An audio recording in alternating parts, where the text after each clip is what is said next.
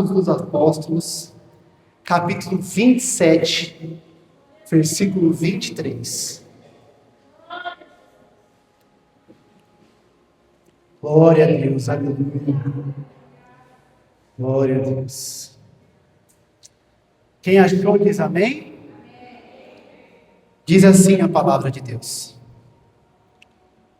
Esta mesma noite, o anjo de Deus, de quem eu sou e a quem sirvo, esteve comigo, dizendo: Paulo, não temas, importa que seja apresentado a César, e Deus te deu todos os que navegaram contigo. Portanto, senhores, tende bom ânimo, pois creio em Deus, que há de acontecer, assim como me foi dito. Pula para o 40, versículo 40. Levantando as âncoras, deixaram-nas no mar, largando também as amarras do leme. Então, içando a vela da proa, foram para a praia. Dando, porém, num banco de areia, encalharam ali o navio. Fixaram a proa, e o navio ficou imóvel, mas a polpa abria-se com a força das ondas. Então, a ideia dos soldados foi que matassem os presos, para que nenhum fugisse, escapando a nado. O oficial, porém, querendo salvar Paulo, impediu-lhes dessa tentativa. Mandou que os pudessem nadar fossem os primeiros, e se lançar ao mar e alcançar a terra. Os demais deviam salvar-se, uns em tábuas e outros em destroços do navio. Assim todos chegaram à terra salvos. Amém. Feche os seus olhos. Vamos falar com Deus. Amado Deus e poderoso Pai, obrigado, Senhor, por essa palavra. Venha falar em nossos corações. Que o Senhor cresça e eu diminua nessa noite. Fala conosco, em nome de Jesus. Amém e amém. Glória a Deus. Irmãos, uma passagem muito conhecida, onde Paulo estava sendo direcionado até a Itália, no caso, até a Roma. Ele estava sendo direcionado junto com 276 presos naquele navio. E por que o apóstolo Paulo estava sendo direcionado para lá? Para ser julgado por César, julgado a ser preso. Não que ele tenha cometido algo de errado, mas ele ia ser preso por pregar o evangelho. Só que antes dele entrar, o anjo fala no coração de Paulo. Deus fala com Paulo: olha, você vai entrar nesse navio, vai ter uma tempestade, mas todos vocês vão se salvar. Essa era a promessa que Deus tinha com Paulo. E quando começa o trajeto daquele barco, acontece uma tempestade inesperada. E quantas vezes na nossa vida acontecem momentos assim? Às vezes na área profissional, você é promovido, fica todo feliz, e passa alguns dias, te mandam embora. Ou acontece algum acidente, ou acontece alguma doença que muda a sua rota, que muda a sua rotina. Uma tempestade inesperada. Irmãos, o mais interessante da tempestade, posso dar o exemplo de hoje. O dia estava tão lindo hoje, ensolarado, várias nuvens, e de repente começou a se fechar. Começou a fechar uma nuvem aqui, fechar uma nuvem aqui, e choveu. Irmãos, Deus trabalha dessa forma na nossa vida. Às vezes acontecem tempestades inesperadas na nossa vida. Parece que tudo está indo bem, mas de repente acontece uma luta. Mas de repente acontece uma dificuldade. E como nós devemos se comportar quando a tempestade chega? Qual que é a nossa atitude com essa tempestade? Às vezes você entrou por essa porta, vivendo uma tempestade, mas não acha uma solução, não acha uma saída, não vê um horizonte. Fala, Deus, mês passado estava tudo bem, mas agora começou a surgir nuvem, começou a surgir problema. Nessa noite é noite de resposta para a sua vida. Nessa noite, você que veio pedir uma resposta de Deus, Ele vai te entregar nessa noite. Nós vamos aprender aqui algumas atitudes para vencer as tempestades inesperadas da vida. E a primeira atitude que Deus quer falar nessa noite: acredite na palavra de Deus. Irmãos, parece uma atitude tão simples, mas eu vou te mostrar por que não é simples. Aqui em Atos 27, 25 diz assim: portanto, ó senhores, tende bom ânimo, porque creio em Deus, que há de acontecer assim como foi dito. Quando as tempestades da vida começam a surgir, qual é a primeira atitude que nós tomamos? Nós reclamamos, nós murmuramos, falamos, Deus, por que está acontecendo isso comigo? Eu estava indo tão bem, eu tenho buscado, eu venho para a igreja, não falta um culto. Mas por que essa tempestade se formou de novo na minha vida? Nós ouvimos a palavra de Deus aqui, através dos nossos pastores, mas quando saímos daquela porta, a tempestade continua. A tempestade continua. Mas por que ela continua? Porque nós não estamos acreditando na palavra pregada aqui nesse altar. Nós temos que acreditar na palavra, irmãos. Acredite na palavra liberada aqui em cima desse altar, porque é uma palavra que edifica a sua vida. Não é uma palestra comum que você vem, entra por um ouvido, sai pelo outro, alguém tentando te enganar. Não, aqui é a palavra de Deus viva, poderosa e eficaz para a sua vida.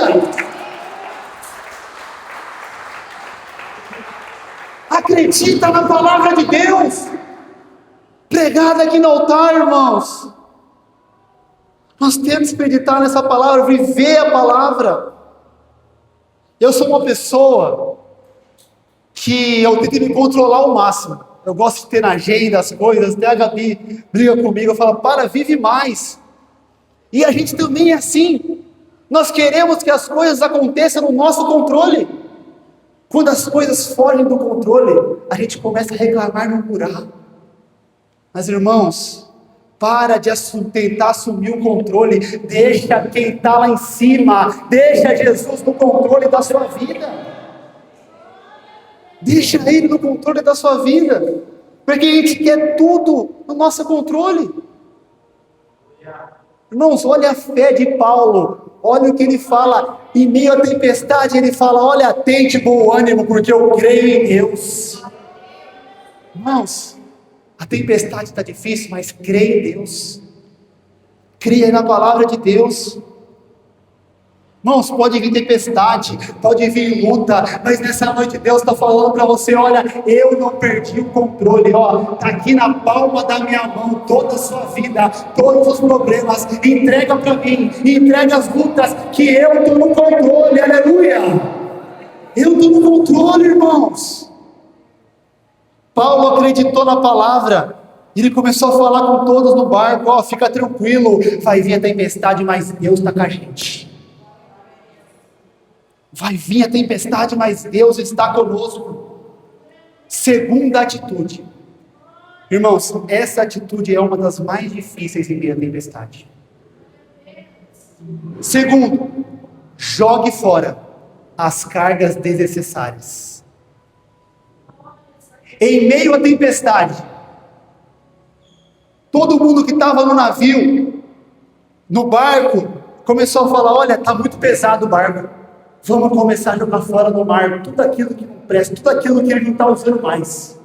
Vamos jogar fora. Eu imagino todo mundo, aquele mutirão, todo mundo jogando fora no mar, porque aquela tempestade ali estrondosa, e eles jogando tudo para fora. Irmãos, quando a tempestade ficou forte, eles entenderam Não dava para continuar carregando tanto peso desnecessário. Não dava. E tem muita gente vivendo a tempestade porque não está jogando fora as cargas desnecessárias. Irmãos, que peso que está na sua vida nessa noite? Será que é o peso da culpa? Será que é o peso da falta de perdão? Irmãos, esse peso da falta de perdão, se vocês soubessem o quão pesado é espiritualmente. Eu fui levar meu sogro Marquinhos para ele pegar um carro novo. A gente foi lá e ele, o dono do carro era um pastor. Ele começou a conversar com a gente e rapidamente ele contou algo ali e aquilo tocou no meu coração. O pai dele também já era de idade, viu a mãe, no caso a avó, trair o pai quando ele era criança. E aquele homem, ele ficou 40 anos sem perdoar a mãe.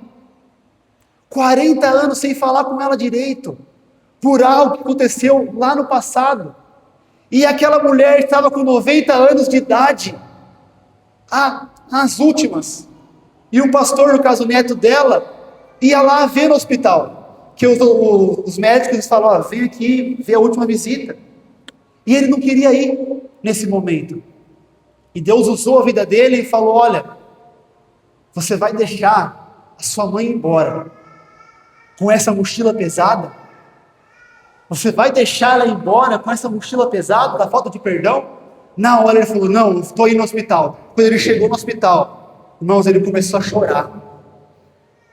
E ele falou, mãe, eu te perdoo. Mãe, eu te perdoo. Aquela mãe começou a chorar também. Irmãos, para o mundo isso aí não é nada. Mas para Deus, irmãos, para Deus, ele estava jogando fora, estava jogando fora a falta de perdão. Irmãos, comece a lançar fora os pesos que estão atrapalhando sua vida. Comece a lançar fora todo esse peso da solidão. Comece a jogar fora. Todos nós temos aquele quarto da bagunça, não tem? Aquele espaço da bagunça. Tem coisa que você nem usa mais e está lá. Não, isso mesmo, tirou tudo. Tem coisa que você nem usa mais e está lá há 10 anos, 5 anos. E tem um programa que diz Os Acumuladores. Quem já ouviu falar? Irmãos, pelo amor de Deus, você já entra, a pessoa é tão acumuladora, tanta coisa que tem na casa, sujeira, porque ela não consegue jogar fora aquilo que não serve mais. Irmãos, jogue fora aquilo que não serve mais. Faz a limpa no seu guarda-roupa, faz a limpa na sua casa, aquilo que não serve mais. E na sua vida também. Temos que jogar fora as coisas que não servem. Irmãos, priorize. O que é prioridade na sua vida? O que é prioridade na sua vida? Estava vendo uma história esses dias muito interessante. Aquilo falou no meu coração profundamente. Certa vez um bancário começou a pegar fogo no banco. Começou a pegar fogo. E ele falou para os funcionários, olha, peguem tudo que tem de valor. Tudo que conseguir. Todo mundo começou a pegar dinheiro, começou a pegar várias coisas ali. E teve um rapaz que pegou 2 coisas e foi embora. No final das contas, aqueles que estavam pegando muitas coisas, infelizmente, não sobreviveram. Mas aquele rapaz que pegou só 2 coisas, sobreviveu. E na entrevista foram perguntar para ele, olha, por que você pegou de 2 coisas, você saiu tão rápido? Aí ele falou, eu peguei a minha carteira de identidade e uma foto da minha família. Irmãos, a tempestade pode vir, a luta pode vir, mas não abra mão da sua família. Não abra mão da sua identidade, do seu caráter. Tudo passa. Sabe por quê? Se você falhar, se você errar, todos ali vão ser contra você, mas a sua família vai te apoiar.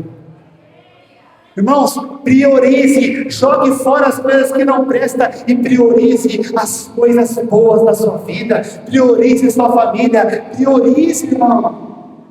Priorize.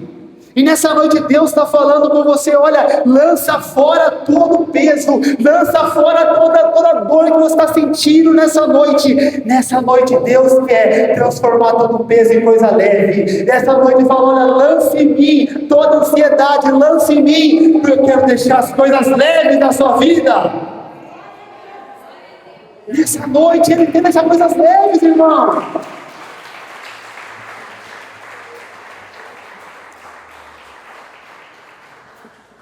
Terceira atitude.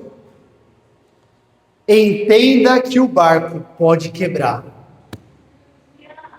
Irmãos, em Atos 27:41 diz, o navio se despedaçou. E essa é uma parte mais profunda da mensagem. Porque Deus aqui, irmãos, Ele prometeu preservar vidas, mas não prometeu preservar o navio.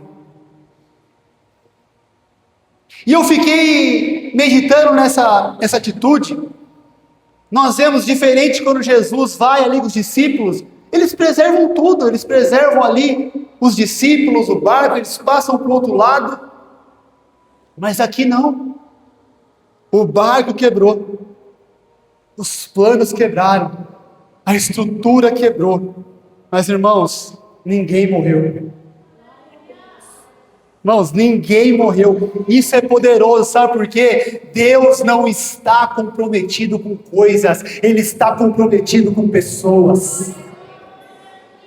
O compromisso de Deus não é com coisas, é sempre com você, com a sua salvação. Esse que era o compromisso, e Ele estava tentando levar Paulo a uma fé mais madura. Falar, olha, qual que é o mais importante para você, Paulo, esse barco, ou é a sua salvação? Entenda uma coisa, irmão, existem bênçãos temporárias. Sabe por quê? Eu vou dar um exemplo. Eu trabalhava no CLT, trabalhava numa empresa, e Deus abençoou de uma tal forma, sou grato àquele tempo que eu vivi, Deus derramou bênção sobre minha vida, mas aí eu saí, e agora abri meu negócio, ou seja, a bênção que era temporária, agora mudou para outra bênção. Irmãos, o barco ali era só um instrumento, ajudou eles ali naquele momento, mas depois Deus tinha algo preparado para a vida deles. Irmãos, entenda uma coisa, pare de se apegar a coisas, comece a se apegar em Deus. Comece a se apegar em Deus, irmão. Tem muita gente preso a coisas, preso ao passado. Irmãos, já te ajudou, já te levou, mas Deus tem algo maior para a sua vida. Deus vai te levar para o próximo nível, a uma fé mais madura nessa noite. Irmãos, comece a olhar para frente. Tem um ditado dos vikings, que eles falam, que eles queimavam os barcos antes de atacar as vilas. Sabe por quê? Para não olhar para trás, para não falar, olha, não tem volta, porque em frente eu vou avançar e vou vencer. Irmão, está na hora de quebrar os barcos, de queimar os barcos, de deixar tudo para trás e falar, olha, avante pois, e sem parar para frente. Deus tem algo novo, irmãos, na sua vida. Para de se preocupar com coisas, comece a se preocupar com a sua salvação. Comece a se preocupar com a sua salvação.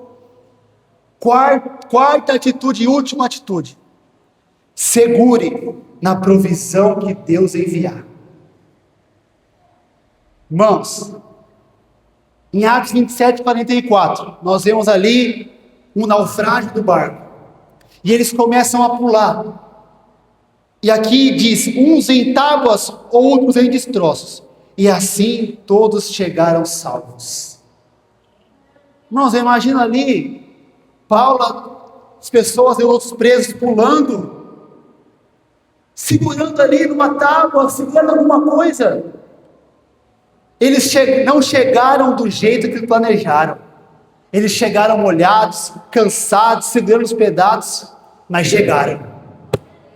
Irmãos, Mas eles chegaram, não foi conforme eles imaginaram, mas eles chegaram. Às vezes o milagre não vai ser conforme você imagina. Você fala, não é possível, não está batendo as contas aqui, não é como você imagina, mas você vai chegar, e o milagre vai chegar na sua vida, essa noite em nome de Jesus.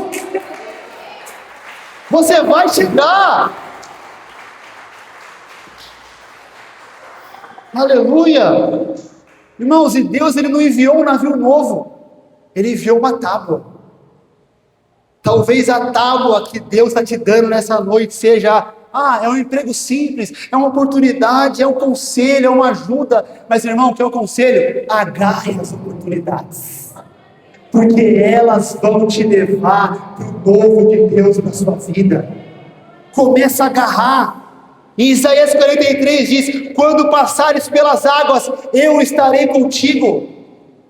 Não é depois que passarem pelas águas, não é quando, ou seja, no meio da tempestade, Ele vai estar com você. No meio da luta, Jesus vai estar com você junto. Irmãos, agarre as oportunidades que a vida te dá, que Deus te dá. Começa a agarrar.